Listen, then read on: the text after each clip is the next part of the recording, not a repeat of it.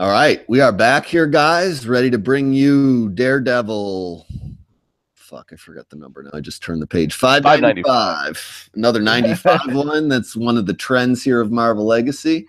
But yeah, Trevor's going to take it away and let us know what went down here in Daredevil. You know, I was for a brief second. I was looking at right before we started recording. I was looking at the sales for Marvel, and it looks like Legacy gave everything a huge bump. A huge bump. When America goes up from under 10,000 to 25, it's going to drop right back down, probably to 7,000 the next month. So yeah, even Iron Fist.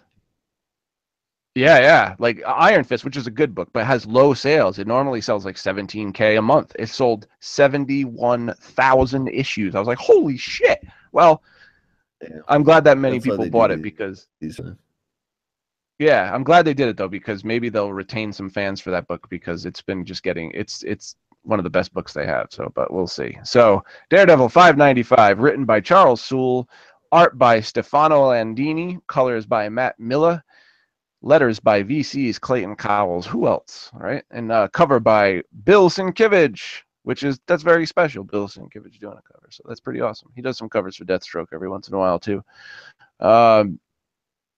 The solicit goes a little something like this. Mayor Fisk, Part 1, New York City has fallen to Wilson Fisk, the Kingpin, Daredevil's greatest and deadliest adversary. Matt Murdock has the law and he has his superhuman abilities, but Fisk has an entire city on his side. What can one man do? If he's Daredevil, he can fight. That's just a lame solicit, but whatever. Sometimes like solicits could be. Yeah, most of them are. It's like sometimes you get a solicit that's like really good, explains the story really well. You're like, wow, that was a good solicit. Whoever writes these, come on, pick it up, do a little better. So we start off this issue with a one-page Kingpin origin story kind of thing, but I'm just gonna skip that because it doesn't matter. So we really start off this. I forgot he was blind at one point. I remember hearing about it. I never read that story, but he like mentions he was blind. Yeah, I didn't know that either, but you know. That was probably just a little. It was probably like an arc that happened fucking back in the 90s, I bet. Yeah, or before some, who knows? But so we start off with Daredevil back from China, and he's wondering how the hell did it happen? How the hell did Wilson Fisk become the mayor of New York? He asks Foggy that very question. Foggy tells Matt that Fisk waited until the very last minute to announce his candidacy, not giving the people of New York very much time to think about it. That compiled with him helping out during the Dark Force Dome, which if you read Secret Empire, you could remember him like supplying people with medical supplies and giving them food and shelter and saving them. So that built him a lot of good faith with the people. And, you know, most people also not wanting a candidate that is business as usual, so to speak. You know, here we are with the Kingpin as mayor. And Matt's not happy, which... you know, are imitating life a little bit there. But so next day, Matt is at work at the district attorney's office trying to get the district attorney, Mr. Hochberg, to go for an election fraud charge. And if that, anything else to get Fisk out of office is, you know, as soon as possible. Mr. Hochberg tells Matt that he can't authorize an investigation against Wilson Fisk simply because of his reputation.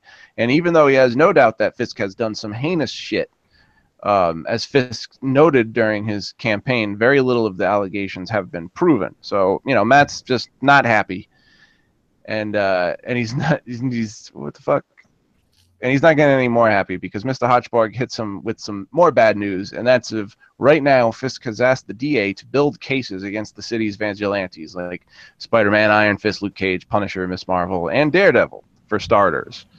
Matt tries to make his case. I mean, the Punisher maybe deserves it, but everybody else is heroes. You know, they're good people.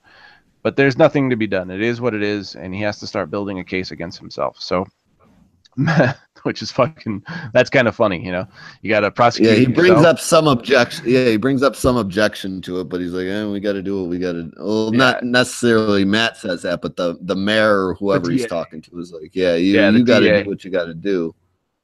Which, but he doesn't just like outright quit. He's probably like, I'll take this information and use what I can, you know.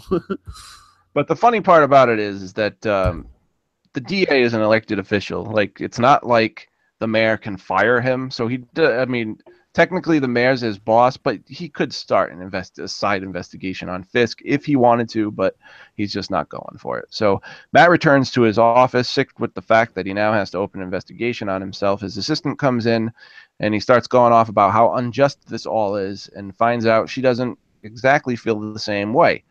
So most average people, as grateful as they are for the heroes saving the city all the time, at the same time can't stand them because of all the destruction they cause. And Matt's assistant goes into a story about how she used to have a nice car, as nice as a person that could afford on a paralegal salary in New York City, until one day Spider-Man threw it at the Rhino mid-fight. So now it was destroyed. Yeah. Yeah. So she didn't have superhero insurance or whatever they. Yeah. Let's get into that.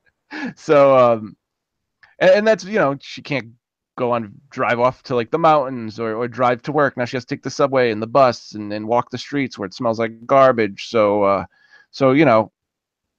if it was destroyed in a battle with the cops, she might have been able to make a claim. But since it was destroyed by a vigilante, there's really nothing she can do about it. So she has to eat the loss because, I thought it was funny. Superhero insurance. I'm like, God damn, that's a separate insurance. It's not like fucking. I would pay the extra $15 a month. It's probably like renter's insurance cost. You know what I'm saying? Well, it's like, the premiums would probably be insane because, like, say you like live by the beach and you want flood insurance on your home, it's going to be super expensive because there are always floods. So in New York City, there's a good chance something that you own is going to be destroyed by a superhero. So the insurance company knows they're going to be paying out more than they're going to get paid in, so it's going to be, the premiums will be sky high. But so Matt asks if she voted for him, and she tells him it's none of his business. So obviously, she fucking voted for him, which is fucked up.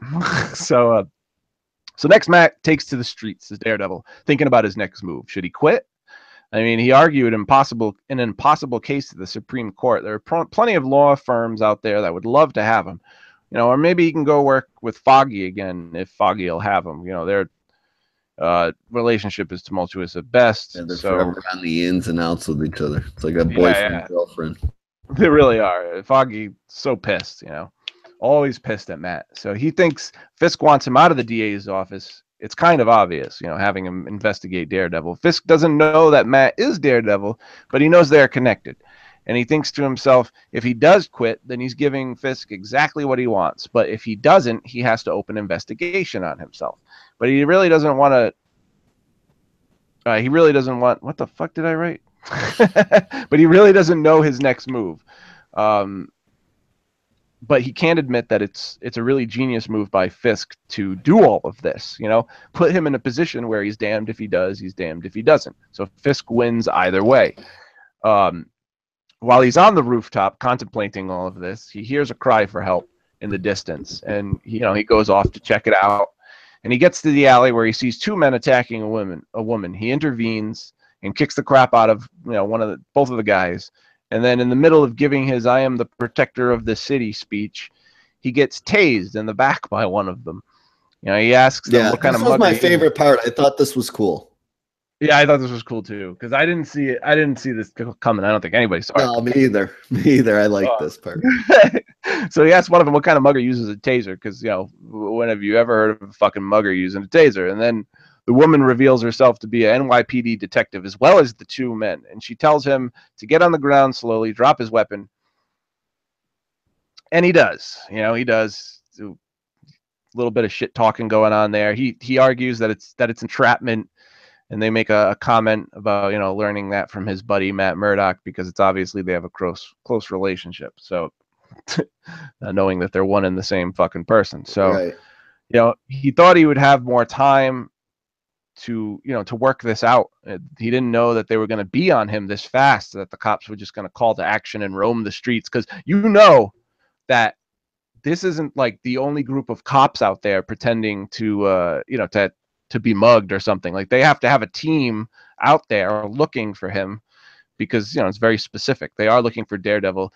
Fisk knows about his powers. He knows that he can hear people from Yeah, he knows he can hear people from far away. So it definitely is entrapment. It's not But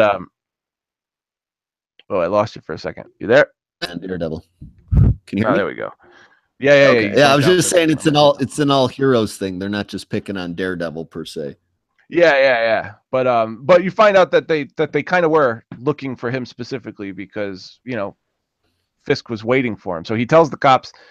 Never mind. So they get into Fisk's office building, and he overhears Fisk having a meeting with Hammerhead, and he knows that Fisk knows he can hear every word and wants him to.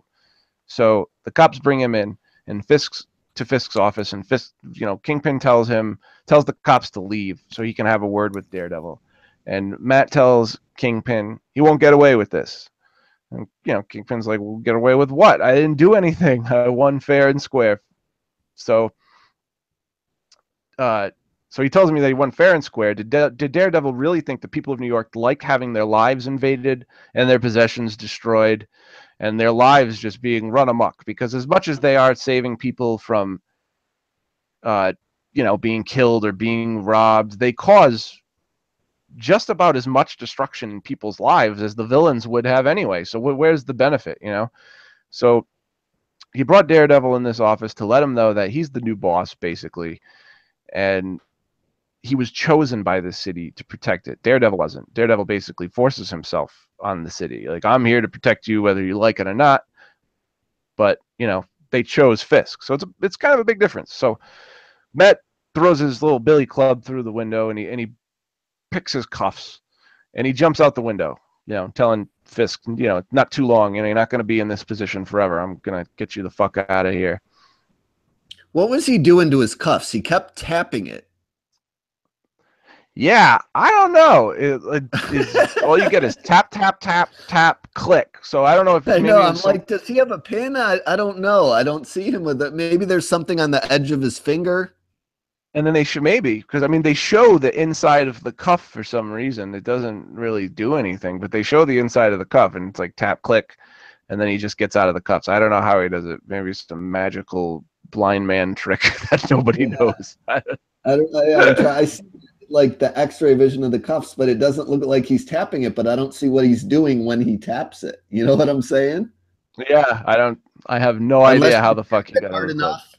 If you tap it hard enough, maybe that metal piece like eventually loosens up. That's kind of like the locking mechanism. I don't know. Maybe, because that's all he does. Like, when it clicks, like, on the first page it shows his sonar. So like it's like he's using his powers to see inside of the cuff. Like, that's why he's tapping it. And maybe if you tap it in a specific area, like some kind of Karnak trick, like a weak area. I think when he's tapping it, because it goes click, it goes tap click. I think because he's tapping it, he's like jiggling his wrist to get some of the slack off of it. I think that's what keeps happening. I don't know. We're spending too much time on a handcuff, but blew my mind. I'm like, he's tapping it. What the fuck? So yeah, he jumps out that window, and the cops tell him to go back out for him and go get him, find him, and then we get a to be continued, and then we get our beautiful Marvel premiere pages. I just wanted to mention that because those premiere pages are fucking gorgeous. Reminds me of like Alex Maleev Daredevil, but that's the end of the issue, and I was a little bummed about at first before I read the issue because I don't know who Stefano Landini is, and I was a little bummed that we got that 3-issue arc of Ron Garney, but Ron Garney was off this arc, and now we have Stefano Landini for the rest of it. But going through it, I ended up really, really liking this art, and I thought Landini did a really good job, and the style fits the tone of the book, so it worked out really well. The story is not something we haven't seen before. I read a review where that was one of someone's biggest complaint, but that didn't bother me as much as it seemed to bother that guy. What? All in all, I liked it. It was a little short. The story itself was, with the splash page, was 19 pages, but if it's digitally, it's really just 18 pages. But it was a little short, but I liked it. It was a good beginning to an arc. You don't necessarily, it was a good jumping on point. You don't necessarily have to know what happened before. All you have to know is what you learn in the story, that Wilson Fisk becomes mayor. They don't go back into anything that's happened like in this run from the beginning to now, like not too much. It was really, really enjoyable. I'm gonna give it a buy. I really liked it because Daredevil has been up and down for me throughout this whole entire run. Like Sewell will have like really, really good arcs, and then he'll have fucking boring as fuck arcs. Like, Yeah, he likes the lawyer not the stuff a little too he much. does because he is a lawyer, but Yeah. that doesn't excuse it. Like the arc Right, before right, this one right. was pretty cool, but it was rushed. Like the ending, the last issue should have been 2 issues, but because of Legacy, it got rushed into 1. But the arc before that, you know the one I'm talking about, started off cool. We covered the first issue of that arc when him and Luke Cage. It was the one where he was trying to, go to the Supreme Court and Yep. make sure that heroes could fucking, be a witness on the stand and Yeah, they testify. reference it a couple times here. Yeah, yeah. But that arc, like the first issue was cool, the second issue was okay, but overall, when that guy Alec Morgan took over, like it was awful. And that's the history of this whole entire run of Daredevil. It ranges from good to boring as fuck. But this was good. I really enjoyed this. I don't know if I would have enjoyed it as much if I didn't have as many bad issues before it, but I liked Yeah, yeah, I hear you. it. I really like that. I think like what you said as far as it suiting the tone for a Daredevil book is pretty perfect as far as that goes. The cover was cool, all the everything artistically. But I like the premiere pages better than the main pages. Me too. But the main pages like suit the tone of the story. Some of the faces look a little weird in the main pages. Like Foggy looks like he's missing a chromosome in page 2 there at one point.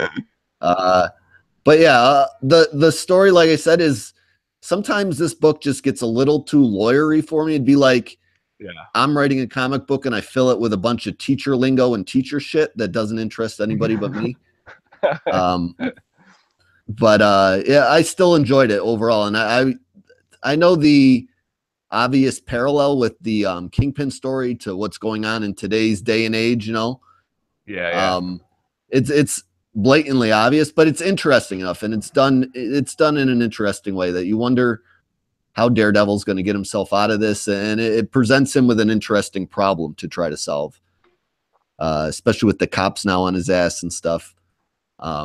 So everything inside the book is pretty interesting, and I like the art. And as far as like a jumping on point for Legacy goes, for a book with 595 on the top of it, as far as number wise goes, it's not overbearing at all. It doesn't. All past events don't weigh it down. The whole Daredevil identity mess that you don't have to concern yourself with. So it's a good point to jump on. You know what I'm saying as far as that goes. So I would say it's a buy too. And if you're a Daredevil fan, there's a lot to like. And if you're like testing the waters out on Daredevil, I think this is a good spot to do it in.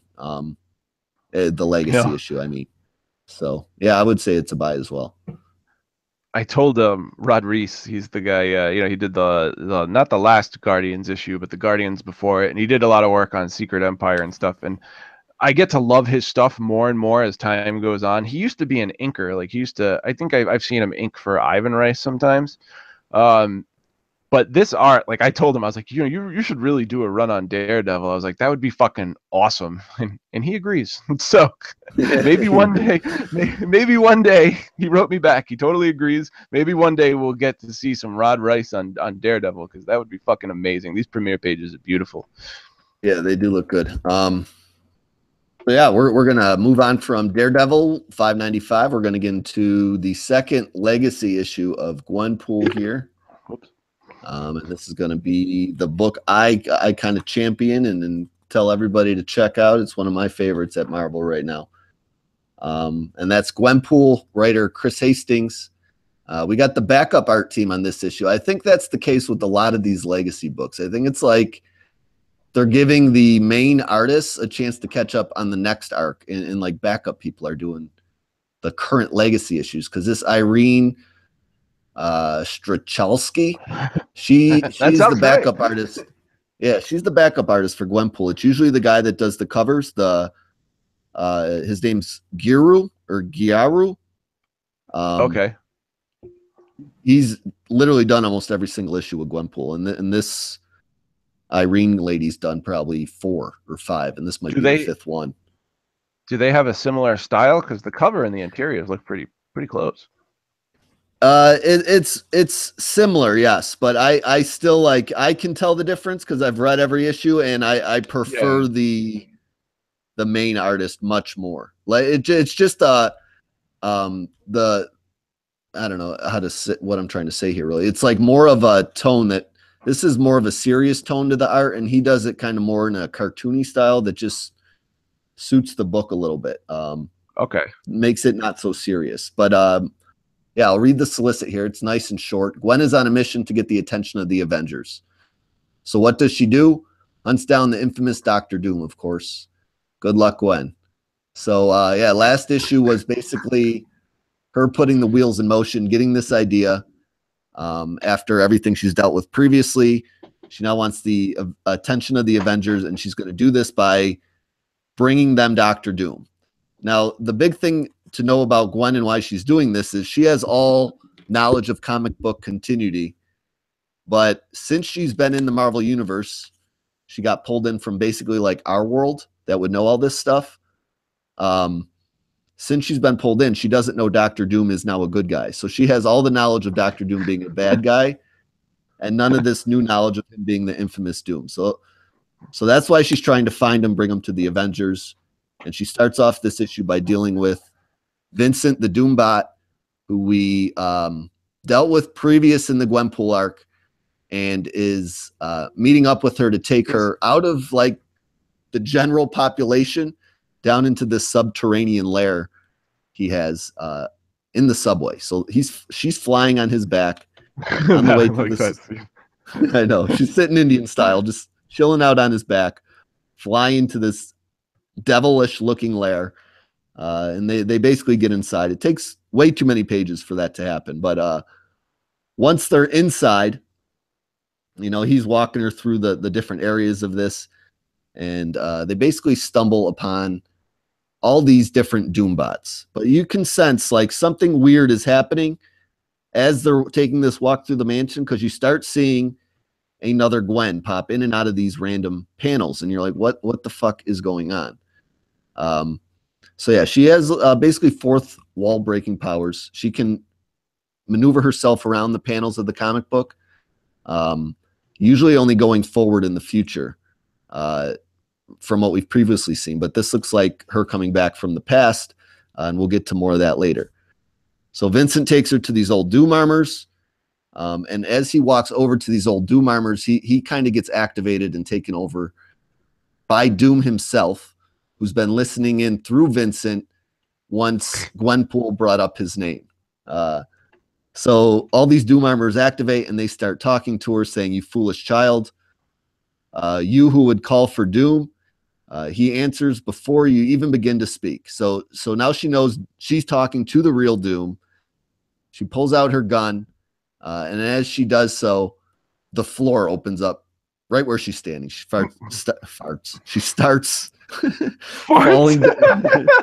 That's probably something that would happen in this book at one point. But yeah, she starts falling down this, you know, long black hole, and hologram Doom, his face appears, and he basically wants to know what she wants.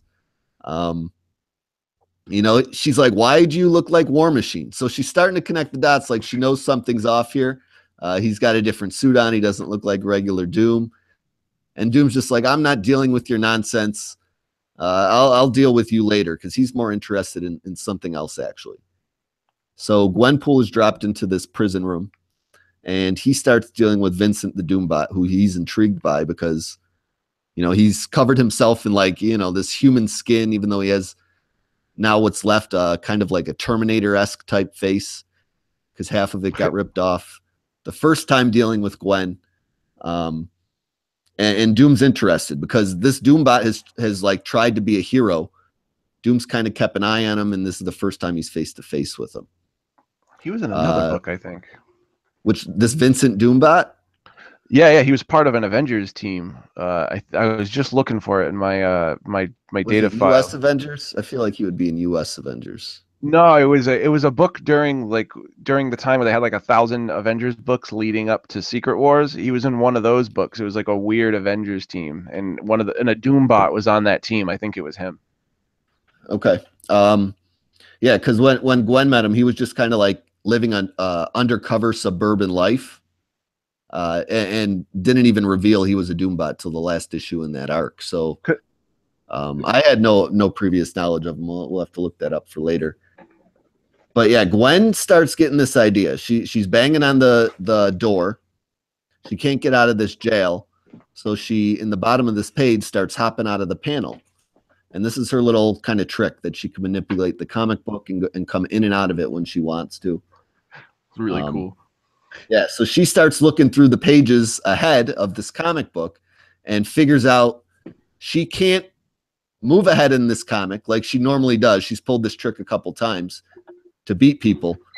But because she's stuck in jail, all the forward pages are just her being stuck in jail. So she's like, well, I can't go forward. I guess I'm going to have to try to go backwards, which she's never done before. So now she starts running backwards through these panels and pages on the page.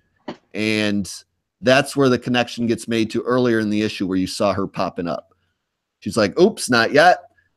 Oop, not here. She's trying to find her spot where it would be best to pop in.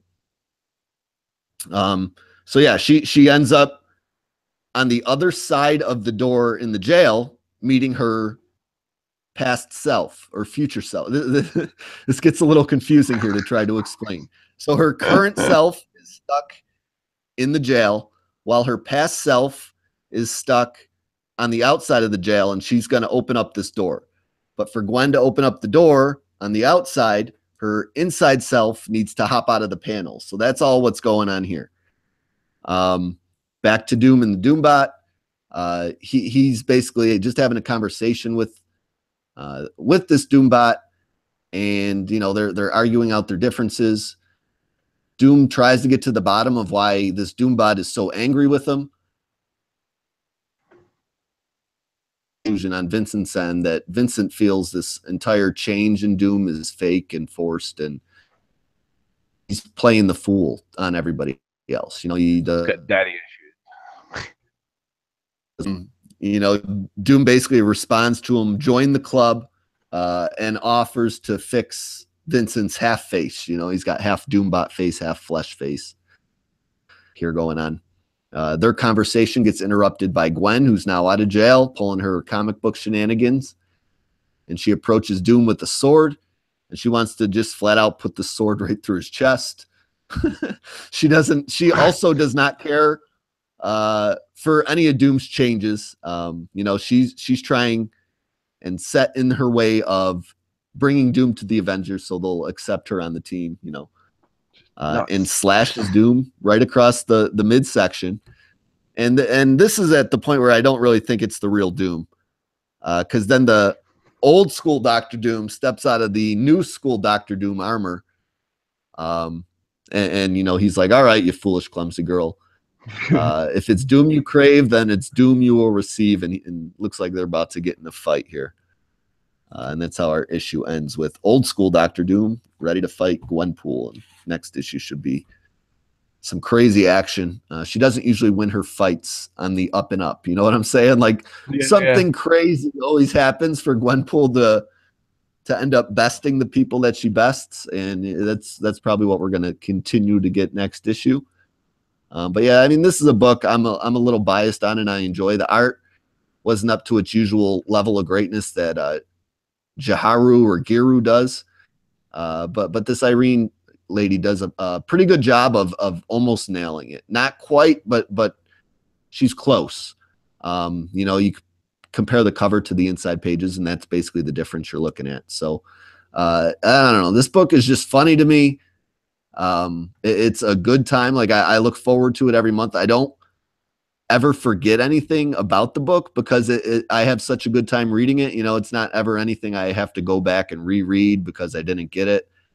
And if you're a fan of like old school Deadpool fourth wall breaking nonsense and shenanigans, that's kind of a little bit of what you get here. A little bit Animal Man-y, kind of that type of comic book. So if that's something you appreciate, I would suggest you check it out.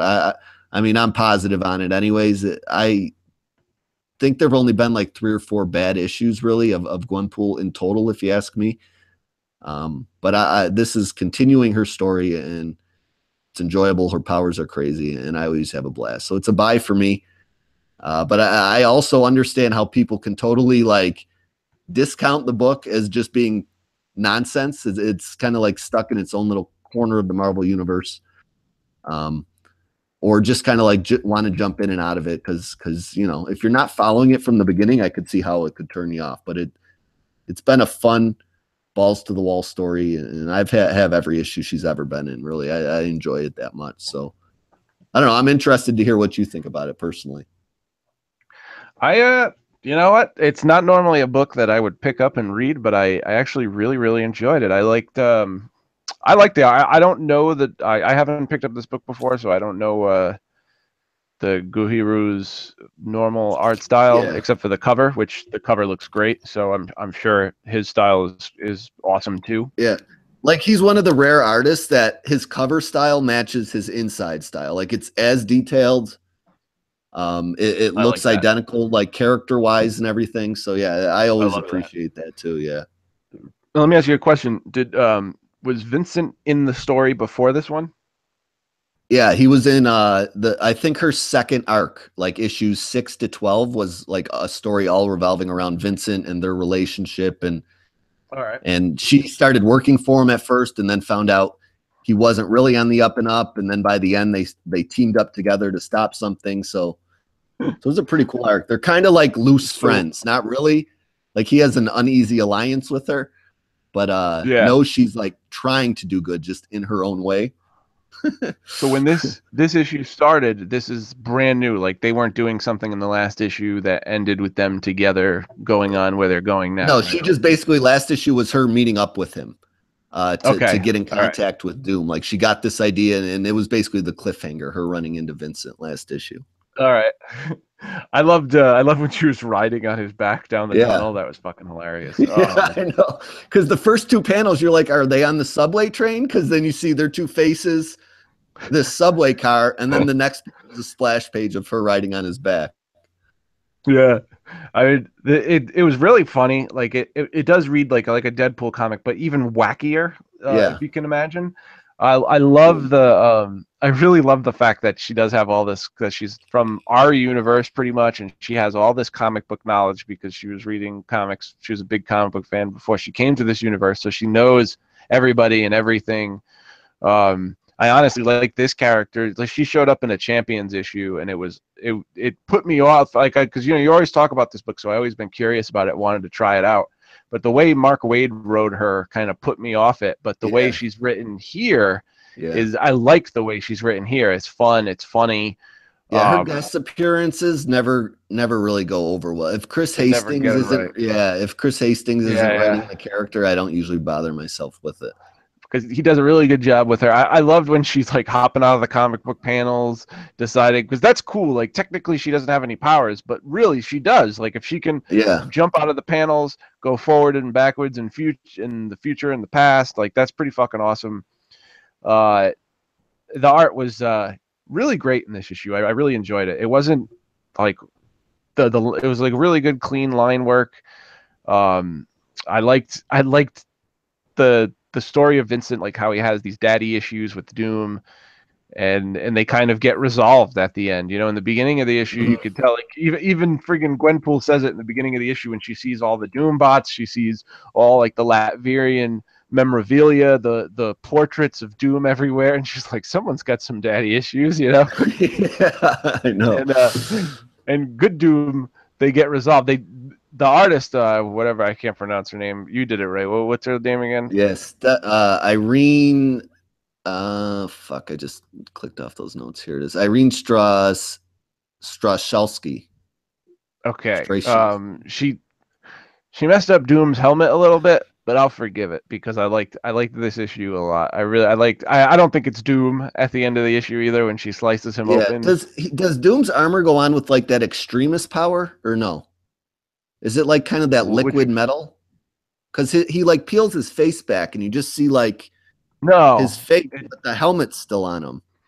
No, he can. It comes in pieces, kind of like Tony's. I mean, he can pretty much call it from anywhere, and you know, but I think that's more of his magic power. Like he calls it from anywhere, and it could come out of a portal or something and just, you know, latch onto him. But it's not liquid like that. So that kind of threw me off too. I was like, why the hell does his face look like that? Yeah, I thought that was a mistake too. I'm like, I don't know if she knows this armor's how it works. No, she probably doesn't know. Like she gave like you know how the mask is, it only goes to his eyes and then it's all like thick iron above it. Like so the mask is only from Yeah. like his eyes down to his mouth, but it should be from the forehead down like to the mouth. But whatever.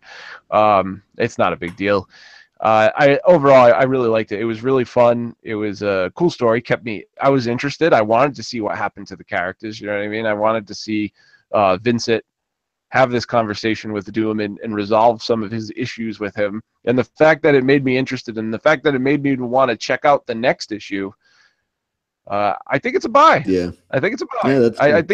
I think it would be hard to argue because so many people I know who do read comics would probably argue against it, like, oh, I don't want to read that, blah blah blah. It's not, but like I'm telling you right now, you will be surprised at how much fun you have when you read this book. Like it's there are books out there that I normally love the characters that were not as fun as this book was. Like it was a lot of fun to read, and especially after reading Shang-Chi, this was like a breath of fresh air. So. Yeah, I don't even remember how I really got into it because I didn't start it right away. I got like reprints of issues 2 and number 1. So I think I jumped in at like 3 after hearing some good things. But yeah, I went back. I bought the second prints of everything. You know, it's just been a long running story that's built and established in good arcs. You know, you don't feel like you're getting ripped off with any issues.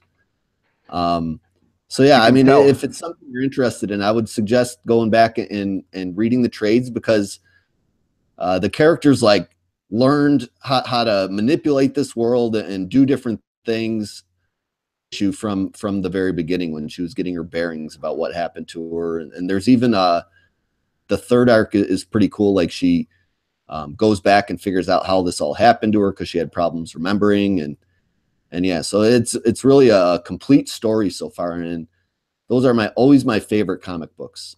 When you get stories like that, and you don't really just fall into the trap of kind of like I would say like an X-Men Gold of a pattern of just like 1-2 issue arcs and things rushing to conclusions.